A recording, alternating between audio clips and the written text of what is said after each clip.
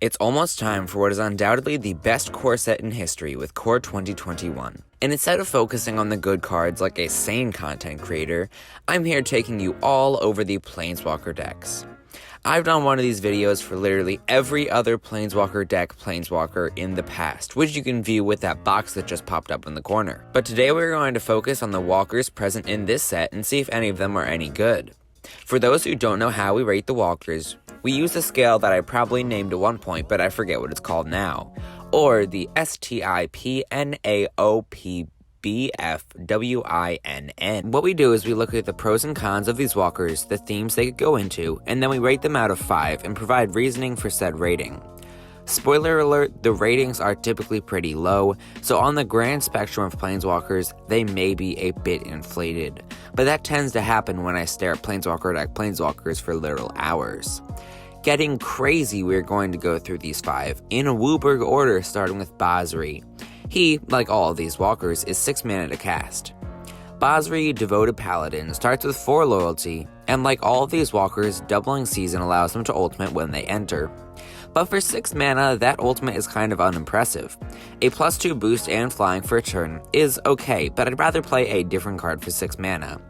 But maybe the +1 or minus ability could be better. The -1 gives a +1 counter to each attacking creature this turn. Gideon the Oathsworn has this as a static ability, so it's not that great of a -1. The only possible saving grace could be an amazing +1. And 1 counter on a creature is pretty unimpressive compared to the long list of Ajanis that are much better than this. If you were looking for a place to play this walker, it could go into a token deck. So this Planeswalker gets an unhappy 1 out of 5 because so many Planeswalkers are just better. Next up is Teferi, Timeless Voyager. And we will first talk about that ultimate. It faces all of our opponent's creatures out for a turn at the price of our walker dying. If that's how we use doubling season, then we should be ashamed, because this isn't a good ultimate. The -3 is alright because it stifles a draw and makes our opponent spend mana again, but it's not great. The +1 gets us a card, which is okay, but we want more for 6 mana. For that reason, this could possibly be a decent Planeswalker in a control deck because it has so much removal and card advantage. The rating for this walker is 1.5 out of 5 because card draw is so much fun, but the ultimate is meh when we compare it to others. The black Planeswalker is Liliana Deathmage, and why do I like this? The ultimate should really make an opponent lose the game because graveyards can get huge, especially in Commander. Additionally, the -3 is removal with a downside for opponents, which is really good. So this actually seems great for a Planeswalker deck Planeswalker.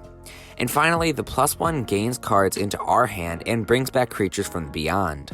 So I could see this being a decent card in a self-mill or graveyard deck before you completely upgrade it.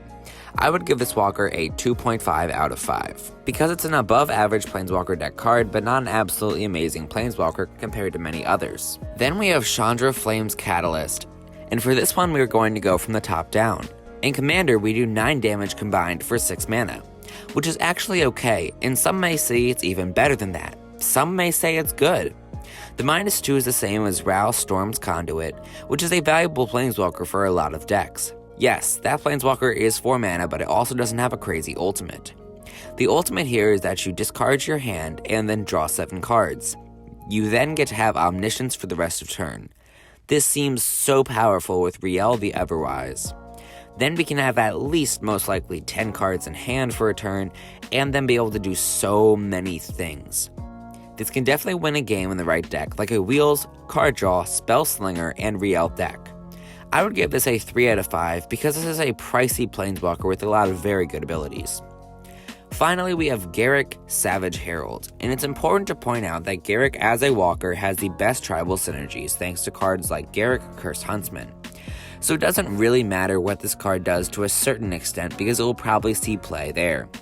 In fact, that could be a deck tech. But anyway, this has the typical +1 that is card advantage. However, this one is worse than drawing a card because it's so conditional. The next ability is luckily a -2 rather than a -3, but it doesn't kill a creature without you having a creature. Which Garrick may help you find, but it doesn't make it a certainty.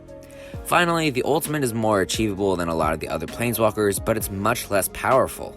It basically grants our creatures a worse unblockable for the turn. Unblockable damage, but killable creatures. You get to choose if you want to do damage to blockers or the player.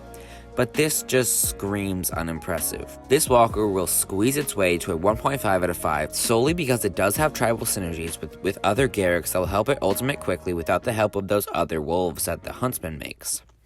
If you enjoyed this video, then make sure to subscribe and punch that like button with all of your might. If you're going to buy any of these cards, please do so using the TCG Player affiliate link in the description below, as it costs you nothing extra to do and it helps the channel do things like buy a better microphone to record with so that the audio sounds better. Thank you guys so much for watching and have a great day.